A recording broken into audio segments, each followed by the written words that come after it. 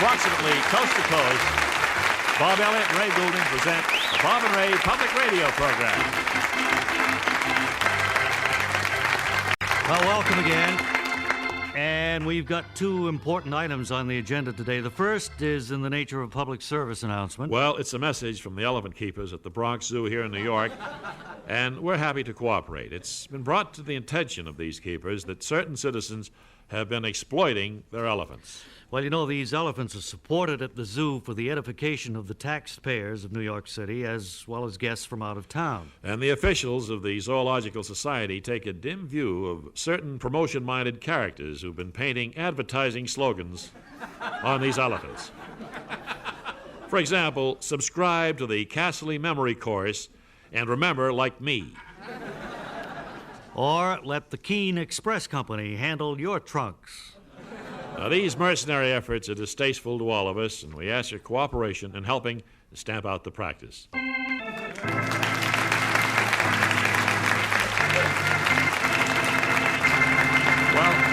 you know, it's special guest time now. Every once in a while, we chat with people, you know, who look like famous personalities. And today our scouts uncovered a Mr. Charles Mumford, who looks exactly like Ralph Bellamy, a famous star of stage and screen. Hello, Mr. Mumford. Hello there, Mr. Goulding. You know, it's fantastic. You do bear a remarkable resemblance to Ralph Bellamy. Well, thanks for the compliment, Mr. Goulding. People began to notice the resemblance just about the time Sunrise at Campobello came out. Gosh, that's a long time ago. Are you about the same height as Ralph Bellamy, Mr. Mumford? I'm about 7 inches shorter than he is. I once measured myself against a cardboard cutout of him in a movie house lobby. And you found out that you were 7 inches shorter? I had to estimate that because the cardboard cutout depicted him as a commando landing on foreign soil, and he was crouching over. But 7 inches shorter is about right, yes. And even with the height differential, people still take you for Ralph Bellamy, right? That's right. I can't walk down the street without having someone yell, "Hello there, Ralph Bellamy." And what do you do when they say that? Well, I acknowledge the greeting with a nod, and sometimes I take the pipe out of my mouth and favor the greeter with a smile.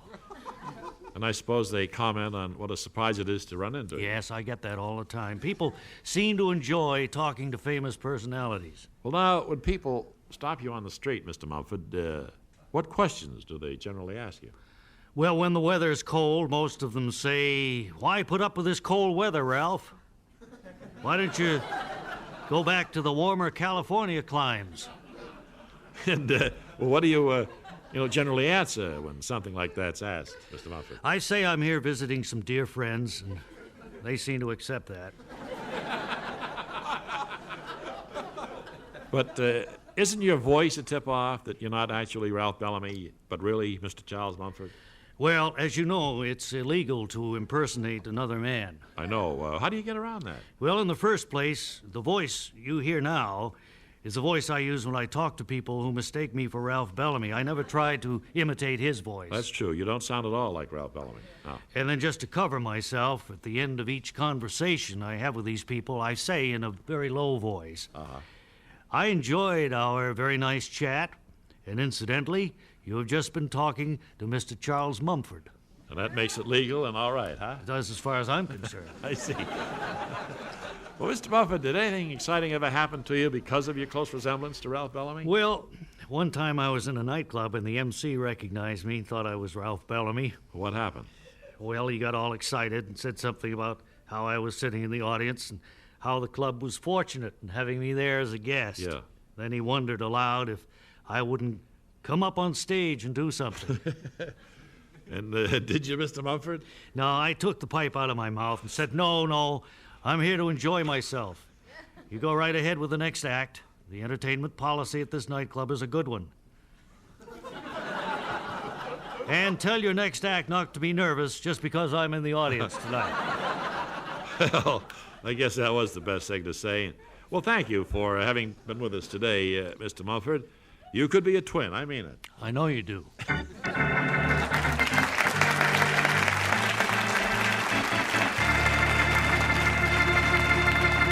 Say, here's good news for the busy gift shopper. Do you have trouble selecting just the right present for Christmas, birthdays, and other special occasions? Then why not offer the token of love and esteem that's welcomed by all? A gift certificate for iron binder flypaper.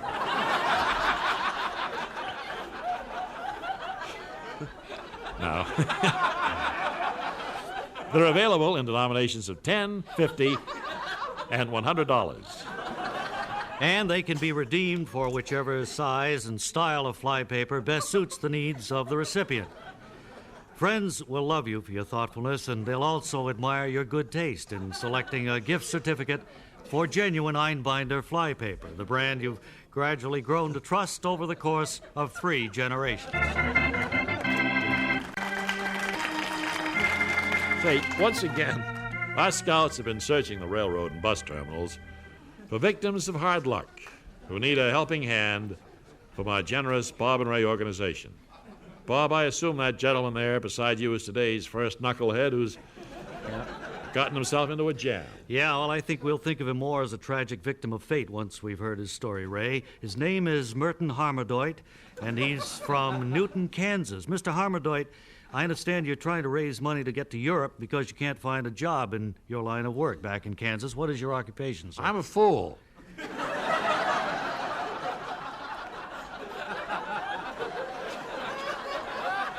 You could be one of those almost anywhere, couldn't you?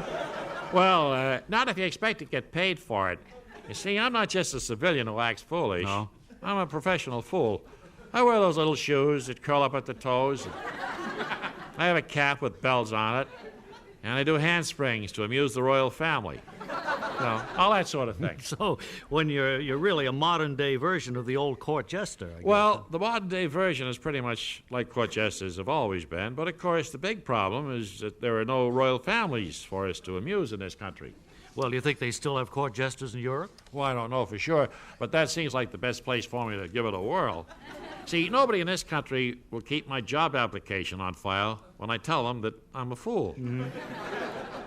It's the only kind of work I'm trained for, see? Well, it's tragic to hear that the recession may be over for some, but it lingers on for you, sir. But our Bob and Ray organization stands by to help, and here just for you is this sturdy home safe to keep your valuables in. It's from the Lockport Lock and Bolt Company of Lockport, Illinois. I think you'll find it very useful. Well, I don't really need a safe in my home.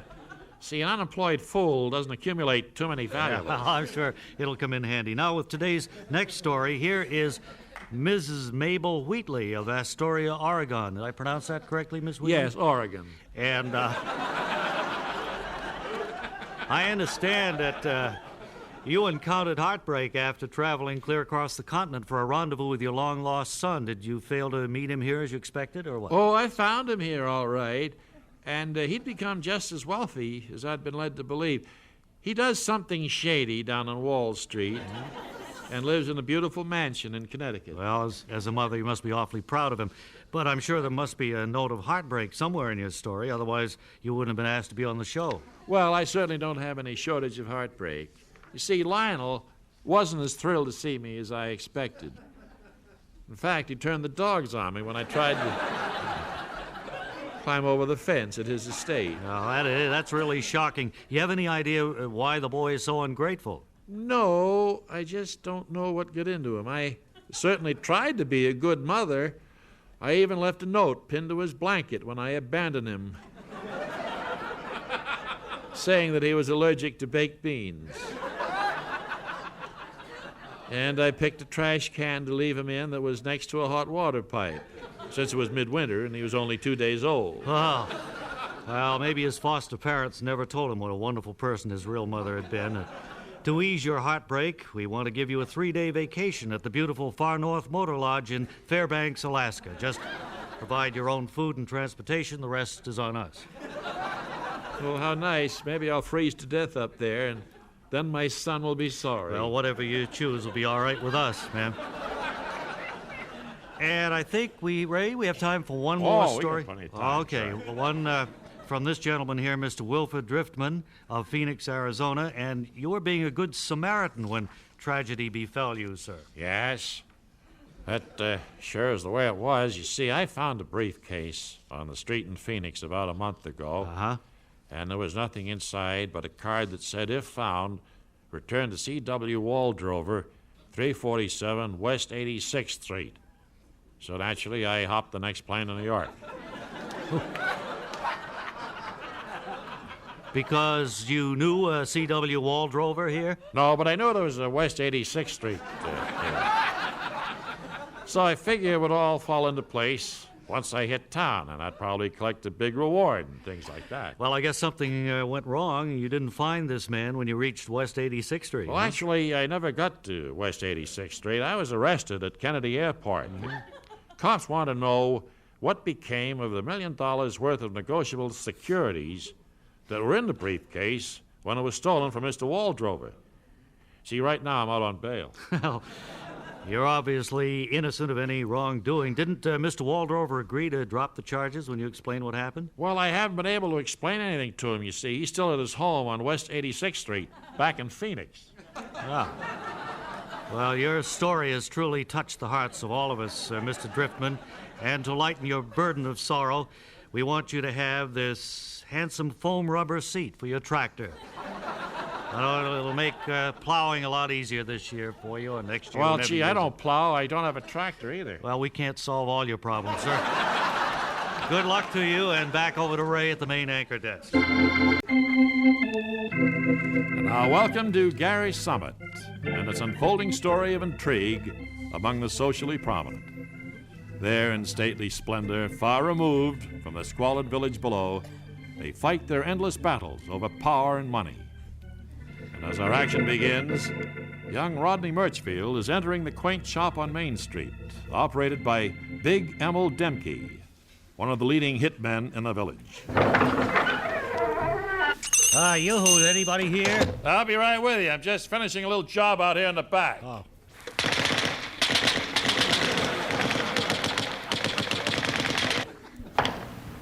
Yes, sir. May I be of assistance? Yes, I have a family problem I hope you can help me with. You see, a man claiming to be my long-lost brother has turned up, and since a large inheritance could be involved, eventually... Well, I understand. We have a full line of services that we offer to take care of such things. You want it to look like an accident, or will any kind of cheap, messy job be okay?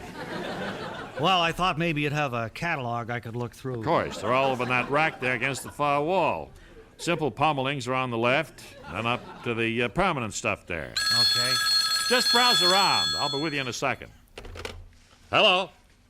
Big Emil's Disposal Service. Big Emil speaking. Hello, my name's Spanky Murchfield, and I'm calling long distance from a large western city. Los Angeles? No, Fresno. To a child of 12, this seems like a large city. However, that has nothing to do with what I'm calling about. You see, I'm the son that Caldwell Murchfield never wanted, which makes me Rodney Murchfield's nephew by a previous marriage. I didn't know Rodney was married previously. He wasn't. I'm his nephew by Caldwell's previous marriage. But the basic point is, I'm the grandson of old Agatha Murchfield, only she doesn't know I exist, which is unfortunate in a way. You know, you're running up quite a phone bill, kid. Especially since you got the wrong number. I happen to be a hitman specializing in the finest of brutality and mayhem since 1954. You're the person I want, all right. You see, I'd be old Agatha's closest relative if anything happened to her two sons. So, could you give me an estimate on blowing away Rodney and Caldwell? Well, I could allow a discount on a double order like that, but even wholesale, it'll run about $3,000. $3,000? Wow, that's more than I figured. I've only saved up $1, which is big money for a 12-year-old in Fresno. So, for economy's sake, I guess I'll have to handle the job myself. Bye-bye. So long, kid, and good luck. I've found an item here in the catalog that should do nicely. It's your Roaring Twenties special, number 8347A. Oh, yeah. Well, that's machine gunning from an open Pierce Arrow touring car. It's been very popular with several of our clients. Fine. I see you take all major credit cards, so when can you do the work? Well, I could have a gunman and driver in town by tomorrow, but I need an extra day or so to find a Pierce Arrow. How would Friday afternoon be, say around 1:45? Oh, excellent. Any time after lunch is good. Okay, we'll consider it done. I wonder what this so-called brother of yours would be doing right now if he knew what was in store for him.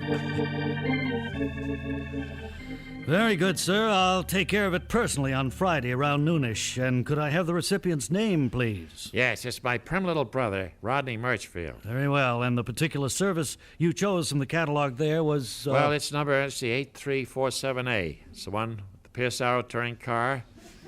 I guess I picked it because Rodney never did anything colorful before, and it's the last chance he'll have to attract a little attention. Yes, sir, the very last chance. Well, will the diabolical schemes of Rodney and Caldwell seem to lack originality when they both unfold on the same afternoon?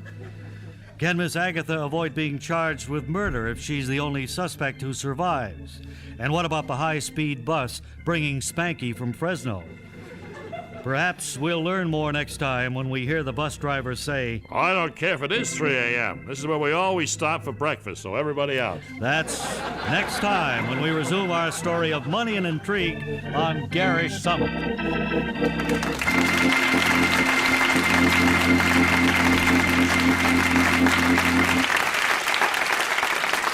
And now, here is the news you've all been waiting for from the Monongahela Metal Foundry.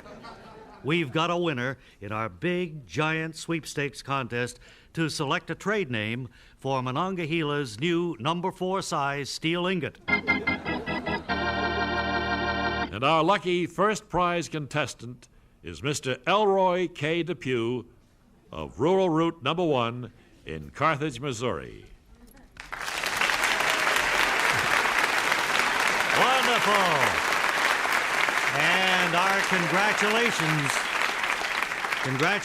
to you, Mr. Depew. And the winning name, suggested by Mr. Depew, was Alfred.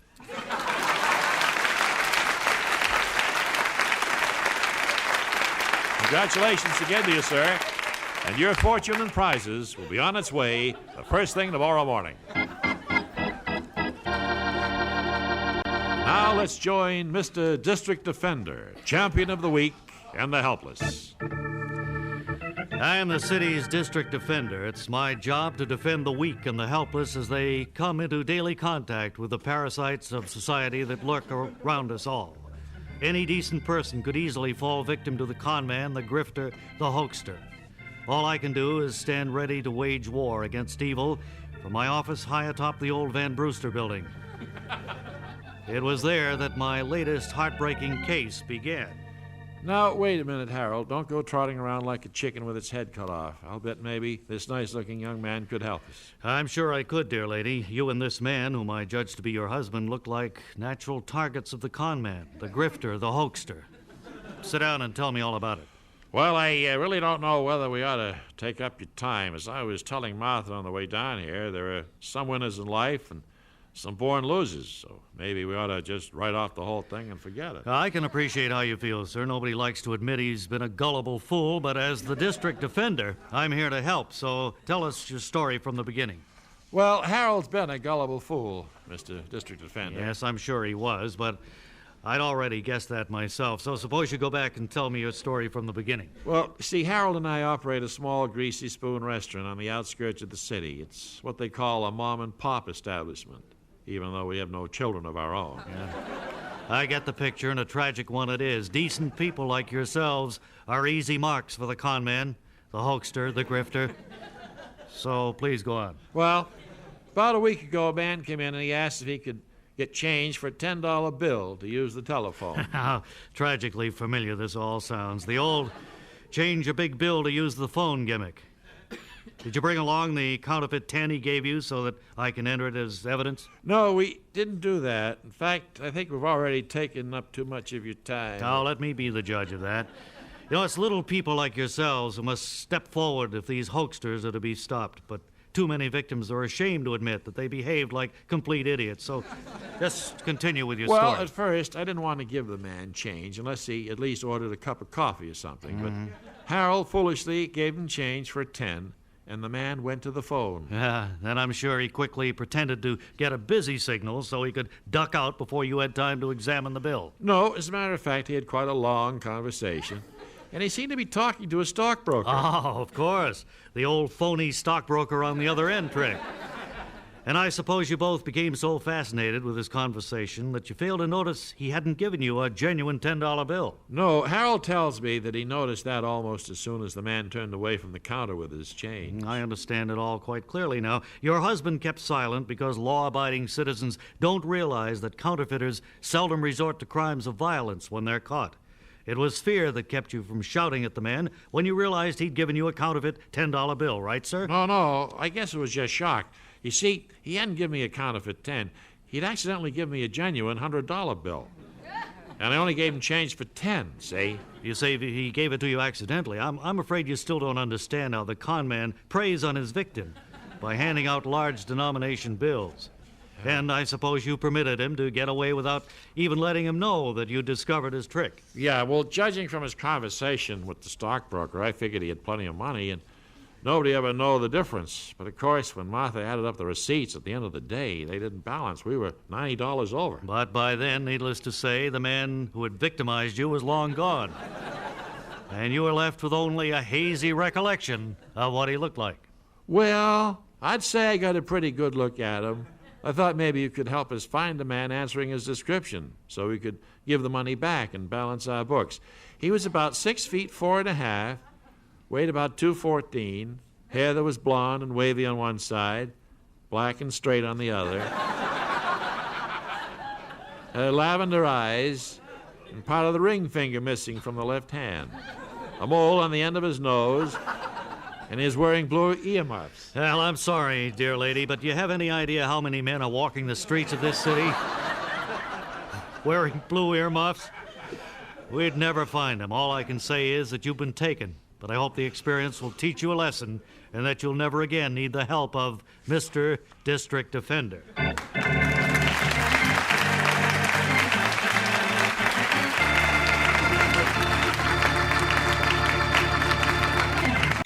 I think we have time to welcome an old friend of ours. He's a writer, a traveler, a gourmand, and best of all, a storyteller. We know him by his dapper little trademark, a pencil-thin mustache. Would you all welcome Martin Lasser, ladies and gentlemen? Martin? Oh, thank you. Maybe you could tell us how that happened. You mean my dapper little trademark? Uh-huh. Well, I wasn't thinking while I was shaving this morning, and half my trademark went on the floor. Uh-huh. But I called my doctor, and he said it'll grow in 2 weeks or so. Not to worry about. That's good to hear. What we want to get to is some of those stories that you're so famous for, the stories Sure. that you've wrote and told so often. Well, Can you when give I us... first started in this business, I was a cub reporter on the old St. Paul Ledger-Dispatch, Eagle Tribune, Courier-Citizen, Morning Ledger, Daily Item. That was a famous merger, wasn't it? Yes, it was. Well, I was in a city room there one day, and the phone rang, and I heard the city editor talking to somebody. It seems that there was a man hanging from the 15th floor of the Vaseline building Oh, wow. over on Walnut Street. So I said to the editor, I said, could I go over and cover that story? This would be a big break for you in the newspaper game. Well, I don't know. So he says, go on over. He said, cover it. Take public transportation. What was that? Do you remember at the time? Trolley car. All right. So you got over there. Is he You still know, hanging about up 15 minutes later, there's a big crowd out there. There's policemen, firemen with nets and everything. And I said, look, has anybody, tried to humor this guy? Tell him a few stories, maybe. Get his mind off his troubles. Sure. And coax him back in. Yeah, well, they do that at times like that, I've noticed. They said, no. I said, well, would you mind if I tried? And they said, no, go ahead. Let me ask you this. Were you known at the time for having a sense of humor? Not particularly. So I go in the building. They had the power turned off. I had to climb up all these 15 flights of stairs, and I get up there, and there's a police officer standing right outside the door of the room to the window where he's hanging. Right. So I said to the cop, I said, look, I've been authorized to go in there and to talk to this man and coax him back in. Right. He says, well, go ahead. So he opens the let you door, go. and I walk in. I go up to the window, and I said to him,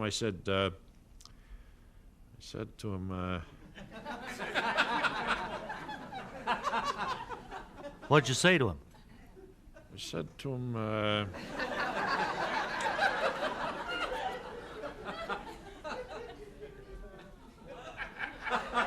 Well, maybe that'll come back to you later on, Martin.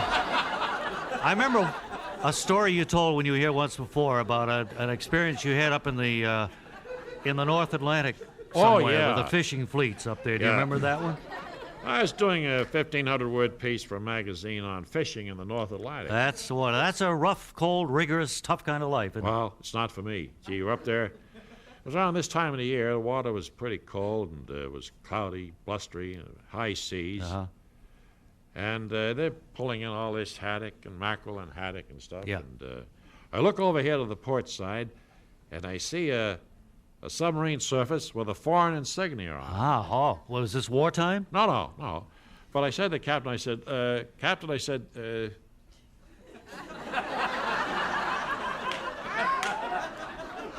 Captain.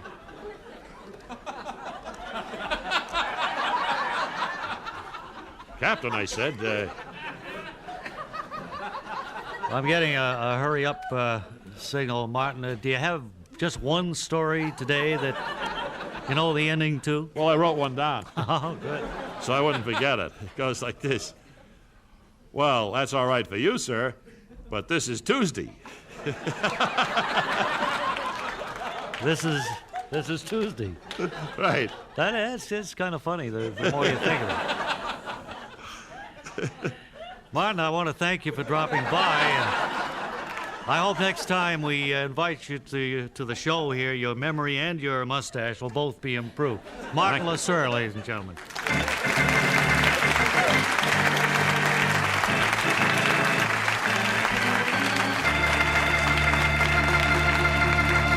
Well, I guess we got to be on our way now.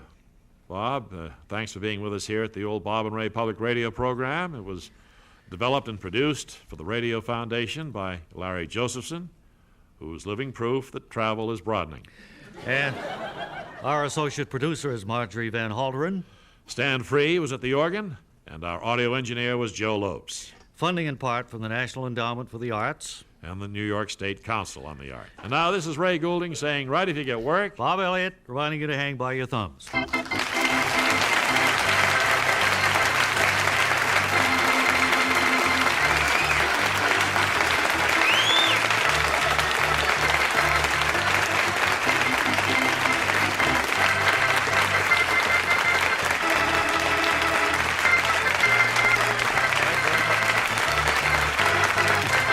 Thank you very much. Thank you. Thank you for Oh, coming. you've been very kind. Thank you very much. Thank you.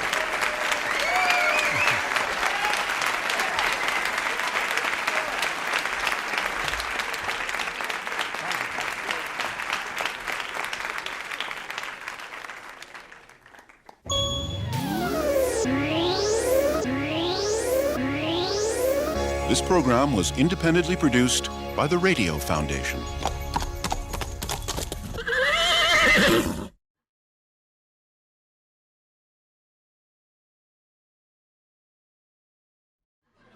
And now, from approximately coast to coast, Bob Elliott and Ray Goulding take pleasure in presenting the Bob and Ray Public Radio program.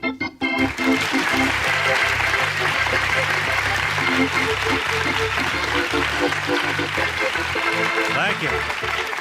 Mary Magoon, ladies and gentlemen. Hello, it's such a joy And to be here, Ray. Mary, as I'm Bob. Bob, I always get you two confused. Right, and I can never get you straight. Webley Webster is here. He usually handles our book reviews and things like that. How are you, Bob? I'm just fine, Webb, and it's good to see you again. Well, You're it's looking a joy to be here, too. chipper and It's a pretty fancy studio. I've never seen one like this with all the curtains and the know. parquet floors. expensive parquet floor. Yeah? It was put in just for this show, we're told. Is that why? Yeah. And Wally Blue is back there in the green room. He'll be reporting in a little bit later. Who else do we have? Well, we have sponsors. We have some subscribers. On public radio, we have sponsors? Yes, we do, and these we've carried over from the old days, and we want to thank them. Einbinder, the greatest name in flypaper, is going to help us. This year, more than ever before, make flypaper an important part of your life. And the Monongahela Metal Foundry, too, maker of shiny steel ingots. Monongahela, the metal foundry that casts its ingots with the housewife in mind. Keep that in mind. We have that report from Mr. Blue, I'm told right now. Yes, this is the birthday of, I don't know if you know this, of Fabian Sturdley. Right? He was born in 1868 in Kenosha, Wisconsin. And our correspondent, Wally Blue, is standing by with a report on what's happening at the birthplace of this famous American. He's at Sturdley House, and it's a great tourist attraction, we're told. So come in, please, Wally Ballou. Lee Ballou at Driftwood, the stately old mansion where Fabian Sturdley was born, and I'm talking with his grandson, Van Tassel Sturdley, who manages this museum out here. Well, thank you, Mr. Ballou. Is it true that the house has been restored to the original rundown condition it was in old Mr. Sturdley's time? Yes, they were going to tear down this grand old salt box to make way for a combination car wash and bowling alley. But a group of public-spirited relatives banded together and have managed to save it and have it declared a public shrine with no taxes to pay. I understand, I know that Fabian Sturdley, who he was and everything, there may be some, especially children, who don't. Could you tell us something about your grandfather? Well, I'd say the big thing about him was eccentricity. For instance, he had electric lights in this house as far back as 1912, but because the neighbors laughed at him, he had them all taken out. Replacing them with kerosene lamps, as the story goes. He took part in the Spanish-American War, I believe. Yes. And upon his return, he opened a putty shop here. Yes.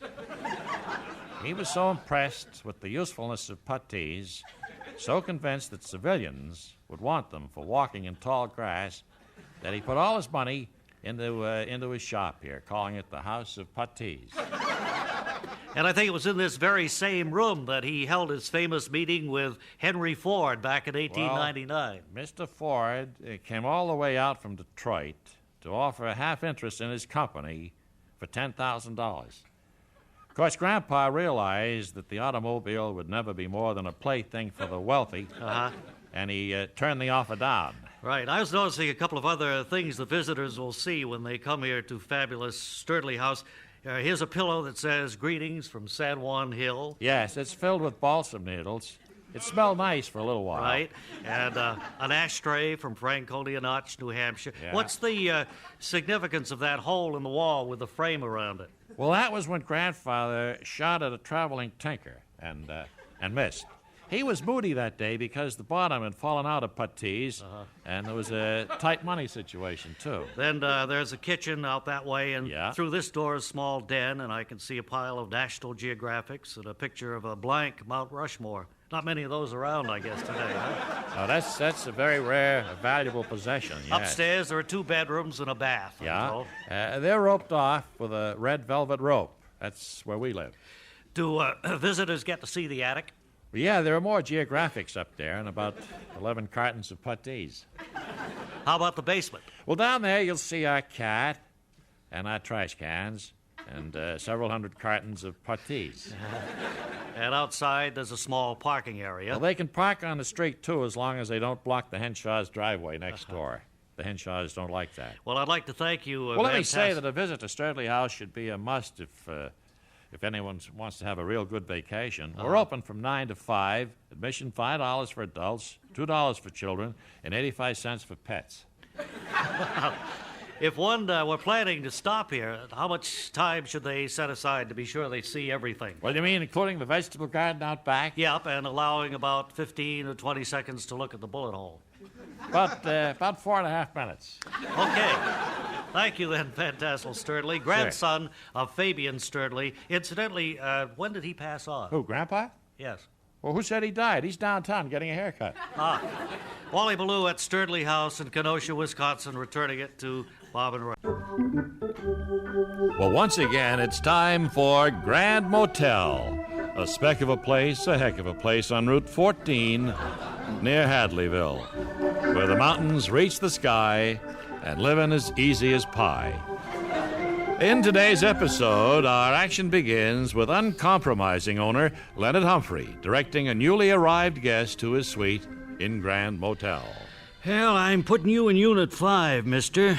Just park your machine over under that sycamore and you won't have far to carry your luggage. Well, I don't usually have to carry my own stuff in other places where I stay, Mr. What's your name, anyway? Humphrey, Leonard Humphrey. Well, I guess that's okay. But as I was telling you, Leonard Humphrey, I don't usually... No, my name is just Leonard Humphrey. There's only one Humphrey in it.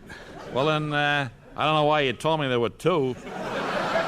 Well, anyway, if you'll stop interrupting me there for a minute, I wanted to say that other motel owners unpacked my car for me and carried the suitcases into the room. Well, I guess I could do that. We sure can't afford to lose your business. Well, fine. Come on, I'll open the car trunk for you. All right. I got quite a few sample cases in there I want you to carry to the room. Plus, if you'd park your machine over under that sycamore, it wouldn't be so far to carry things. No, that's okay. I don't mind. There's sure a lot of luggage there. It's really got the back of your car weighted down. What kind of samples do you carry with you? I sell bricks. Naturally, I have to carry several styles of your natural red building brick, your round cornered paving brick, and your light-colored adobe. Adobe's getting very popular, you know. That's so. Yeah. I don't know why you need them all carried in, but we can't afford to lose your business. Wait a minute, Daddy. Don't lift those heavy things till I get there. All right, Naomi, I can do it all right. Who's the good-looking chick? She's my daughter. Well, I guess that's okay. Have you got any ice around here? Well, there's, Oh, Daddy, I'm so glad you've talked this gentleman into staying. We can use the money to have our billboard out on the highway lighted. Well, Naomi, that can wait. You need a nice new dress, and I want to... Hey, Humphrey, you never answered my question. Well, there's an ice chest out behind... No, not that question. I asked who the good-looking chick is. She's my daughter. Okay. So, which one of you wants to get me some ice? Well, it's right behind unit number 9. We usually let our guests help themselves. Daddy, my stars, don't offend the man. We need his business. Well, all right, Naomi, I'm sorry. Hey, Humphrey, you still didn't answer my question. She's my daughter. No, you already answered that one. I asked which one wants to get me some ice. Well, I will. No, I will, Daddy. You stay here. No, that's all right, Naomi, I will. Look, if you two squabble like this about everything, you could keep me awake all night. A man in my line of work needs his rest. I think I'd better look for a room someplace else. So long.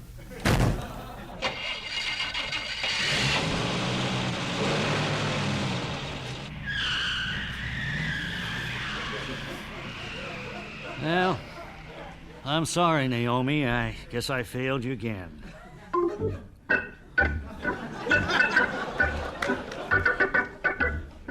Well, can Leonard Humphrey remain uncompromising and hope to succeed in the motel business? Will lighting his billboard on the highway really solve the problem?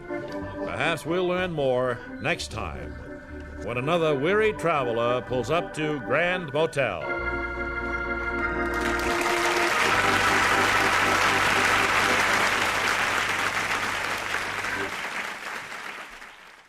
Say, folks, here's a valuable shopping tip from another of our sponsors, the makers of Einbinder flypaper. Friends, did you know that the giant economy size of Einbinders contains almost 3 times as much flypaper as the standard household package? Yet it costs only 50% more? Now, if you live in a large house or in a section of the country where swarms of flies are extremely dense, it'll pay you to buy in quantity. But wise shoppers don't neglect quality either. That's why the brand to ask for is Einbinders, the fly paper you've gradually grown to trust over the course of 3 generations. So get some today. Well, thank you, Stan. We pride ourselves on our interesting guest, and I think we have a great one here with us now. He's one of the world's most outstanding memory experts. His name is the great The great, what was that again? My name is Hubert R. Gruber, Ray. Well, I thought you were known professionally as the great something or other. No, I used to be billed as the Great Blotto, but I'm off the stuff now. Oh, I see. Well, I know that many of our listeners will remember your act from vaudeville days, and I'm sure they'd be interested in knowing, what you're doing now. Well, I offer my services now to business and industry. I give courses in memory training to their young executives. Well, that sounds like fascinating work. Well, you run across a lot of meatheads, but generally I can teach the young businessman to remember the names of people he's introduced to, and that's what's important. All right, well, could you give us an example of how you do that? Yes. Suppose you're introduced to a man named Fordyce. Yeah? Well, you form a mental picture of 4 dice. And by always associating that image with the man, you never forget his name. I see. Well, I see. How would that system work with me now? My name is Goulding, see? Well, let's assume your name was Ramshot.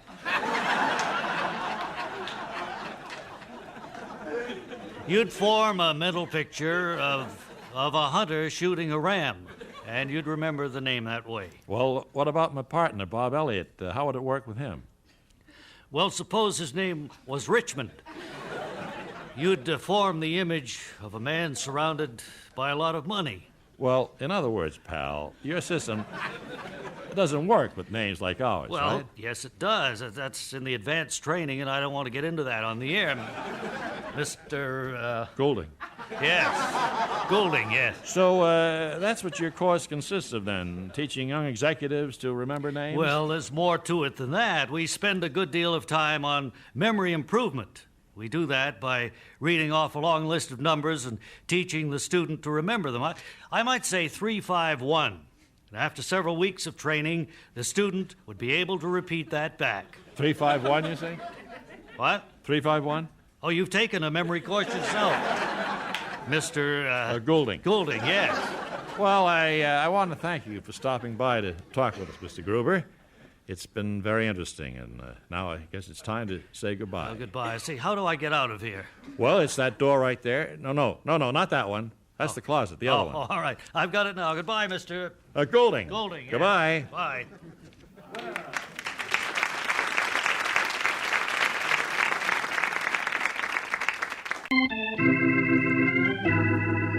Welcome again to Garish Summit and its endless story of intrigue among the socially prominent.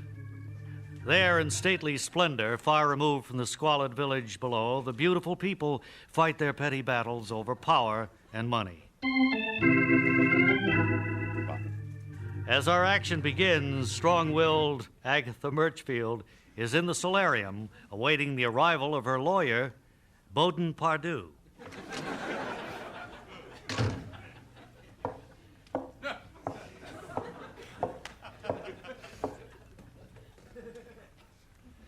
Oh, is that you, Bowden? Yes, I seem to be somewhere in the entry hall, Agatha. Can you talk me in from here? All right. Just hang a right through the music room and then cut across the west edge of the library until you get to the solarium. You can't miss it. Very well. I'm on my way.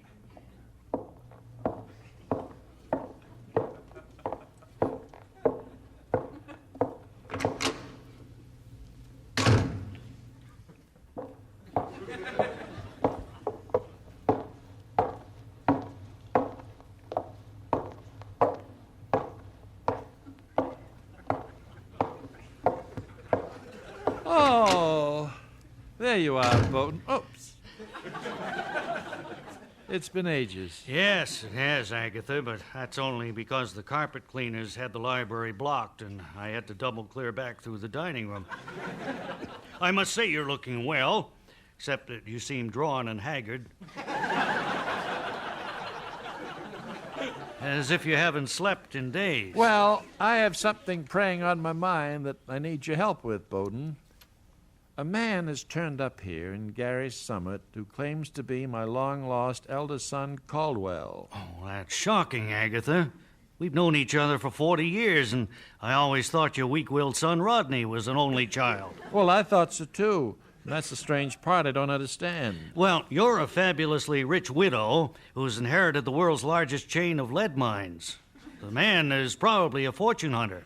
No, I've encountered those before, but this chap definitely claims to be the son I knew I never had. So, of course, it's just his word against mine. Well, I'm not sure. Not sure that's the case. But how can I be of help? I want you to check out his story, Bowden. See if there's a birth certificate. Look into hospital records. Dig through newspaper files. Well, aren't you going to write down these instructions? Well, I suppose I could if you like.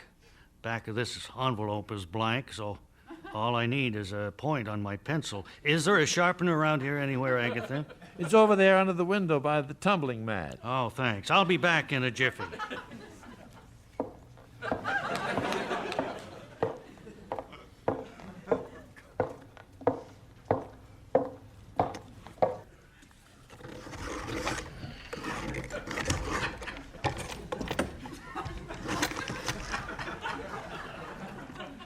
Well, my stars, Bowden, what are you doing over there? It's all right, Agatha. Everything's been taken care of.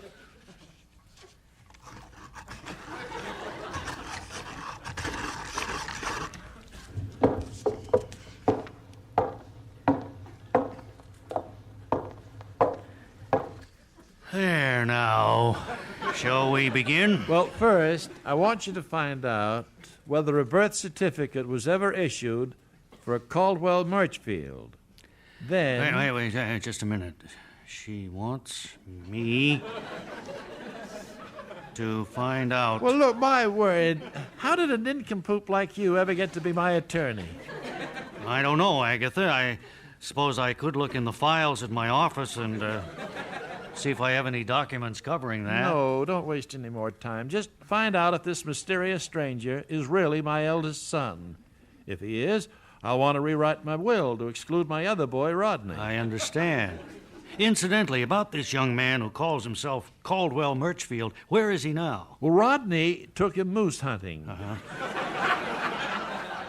Caldwell had wanted to go to the bank and rummage through my safe deposit box, but Rodney insisted they go hunting first. Were both young men carrying shotguns when they left here, Agatha? No, I remember that part distinctly because it struck me as strange. Rodney had a gun, but he told Caldwell just to carry a shovel.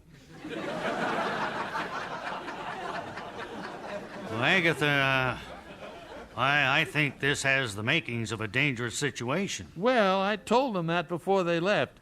You can't bring down the moose with a shovel. No.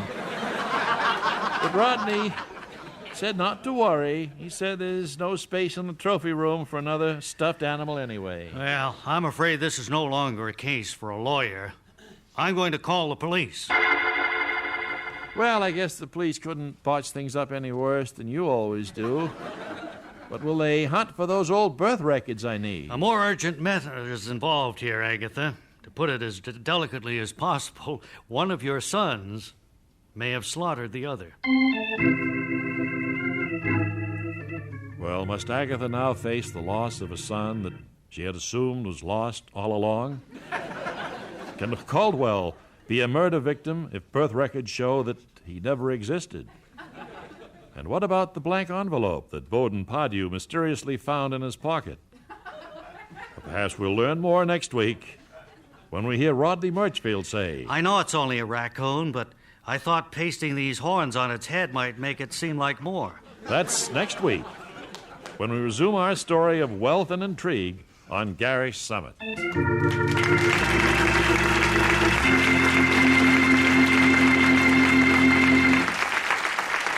Well, say, here's a tip for you homemakers from the Monongahela Metal Foundry. Ladies, we all know how frustrating it is to spend a whole day polishing steel ingots around the house and still have them looking dull and lifeless. But don't blame your ingot polish for failing to do the job. The simple fact is that many steel mills don't even try to beautify their products for use as home decorations, but not so at Monongahela, the metal foundry that casts its ingots with the housewife in mind. So why not drive your heavy-duty truck to a conveniently located Monongahela showroom today and stock up on those shiny ingots you've always wanted. You'll be glad you did.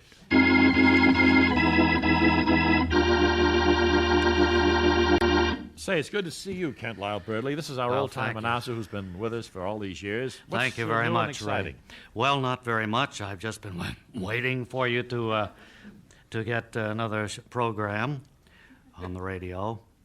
I haven't been announcing for a while. That tuxedo you're wearing, has to be at least 40 years old. Yes, this goes back to the American album of familiar music when I was almost the announcer on that show. You didn't quite get that job, though, as I recall. No, they called me in from Pittsburgh, and I got here. They said Andre Baruch was sick. Would I come right in and announce the program? It would be my big break. I think folks remember him as the announcer on Tea Time Tunes. That was your big show, wasn't it? That was what I was doing in Pittsburgh, yes. And, then you had hits and encores Yes, for a while. but when I got the American album, that was the big deal. Well, I it's got good to here see and you, Andre Kent. Baruch got well, and I never did it. That's right. Well, it's good to see you, Kent. It's Thank always you. a joy to have you walk by and bring back some great memories of yesteryear. Yeah, stumble out, kid.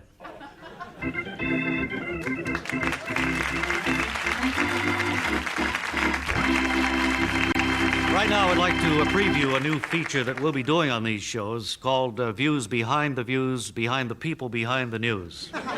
It's a chance to discuss controversial issues of the day with well-known experts in the field. We do want to have it understood, however, that the opinions expressed by our guests are their own and do not necessarily represent the views of the Bob and Ray organization. Also, they should not be construed as the opinions of this station or its subscribers or members of their families. And it must also be remembered that questions asked by the panel are not designed to reflect any particular viewpoint. We should mention, too, that our panel members are speaking only for themselves and not as representatives of their employers or members of their families. But in any event, this program is presented solely for the enjoyment of our viewing and listening audience, and any rebroadcast or reuse without specific permission is prohibited. Likewise, any admission charged by owners of radio sets for listening to this broadcast is similarly prohibited. The entire contents of this program remain the sole property of the Bob and Ray organization and may not be used for any commercial purpose by the New York Jets or the Commissioner of the National Football League. That includes reproduction in whole or in part, Ray. Absolutely, Bob. However, it should be understood that portions of this program may have been recorded earlier for broadcast in this time period. Now, this is done solely for the convenience of our audience and not for the purpose of editing or deleting controversial material. In so doing, some passages that have been retained may be considered offensive by various ethnic groups or religious organizations. Therefore, discretion is urged among members of such groups or organizations in listening to the material presented. Parental guidance is also suggested, and in no case shall children under the age of 16 be permitted to listen to this program. Now, this ruling applies not only to the public at large, but also to employees of this station and members of their families. Any application for exemption from this order must be received in our office before midnight tonight. And on all such applications, decision of the judges is final, and in case of duplication, ties will be awarded. However, the awarding of all prizes is subject to availability. The substitutions for announced prizes may be made at the discretion of the Bob and Ray organization. But in any case, at least half of this program must be completed in order for it to qualify as an official broadcast. If less than half is completed for any reason, then the entire program will be rebroadcast from the beginning at a later date, as determined by the commission. That's correct. Now, let's see, was there anything else we wanted to add, or have we covered? Yeah, some of our departing guests will receive gift packages of our subscribers' products. Thank you for tuning in, and be sure to join us next time for a discussion of controversial issues on Views, Behind the People, Behind the News. The preceding program was taped before a live audience and was not scheduled for broadcast at this time. That's right.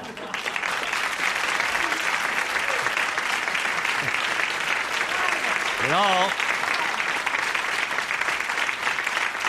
I think I see some old friends of ours, the handsomely uniformed Bob and Ray Guards. Oh, the beautifully caparisoned guards.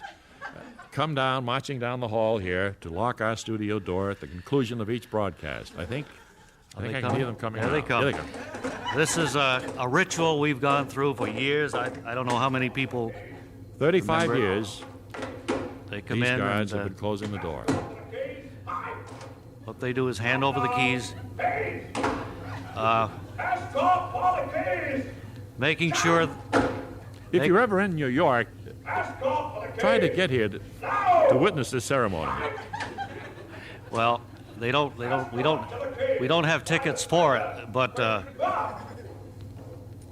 now they're almost ready for the actual locking of the door. Always scares us when we hear that. Here it comes. there? He whose king, past king, This is it. all's well. Escort the keys by the center. The keys are now have been passed off, and the studio door is finally closed and locked for another week. Now, as much as we dislike to do it, we've got to call a halt to all this frivolity and wrap up this edition of the Bob and Ray Public Radio Program. It was developed and produced for the Radio Foundation by Larry Josephson. Script coordinator was Carl J. Fat Chans. Associate producer, Marjorie Van Halteren. Music by Stan Free. Additional dialogue by Chester Hasbrook Frisbee.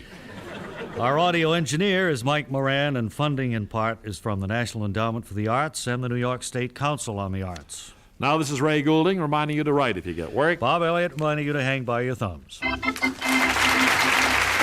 For a free picture of Bob and Ray, send a stamped, self-addressed envelope to Bob and Ray Picture, Box 5000, GPO, New York 10116.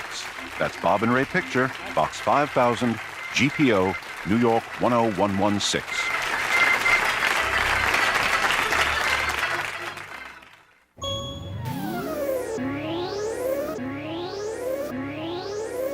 This program was independently produced by the Radio Foundation.